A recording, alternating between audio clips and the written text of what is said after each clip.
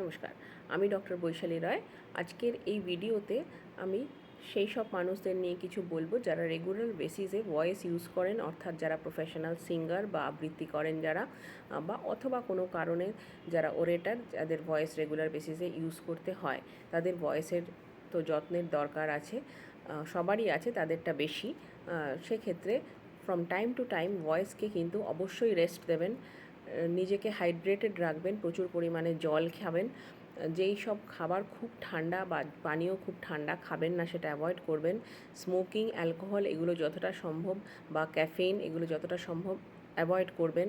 এছাড়াও যেসব মানে খাবার খেলে অ্যাসিডিটি বেশি হয় সেগুলো অ্যাভয়েড করবেন, বা অ্যালার্জি হয় কোনো কারণে সেগুলো অ্যাভয়েড করবেন, বা তার জন্য কোনো চিকিৎসার দরকার হলে সেটা নেবেন। মাইক্রোফোন ইউজ করবেন যখন আপনি পাবলিকদের অ্যাড্রেস করবেন, তাহলে আপনার অত জোরে কথা না বললেও চলবে। হিউমিডিফায়ার ইউজ করবেন। এইগুলো করলে কিন্তু আপনার ভয়েসটা ভালো থাকবে।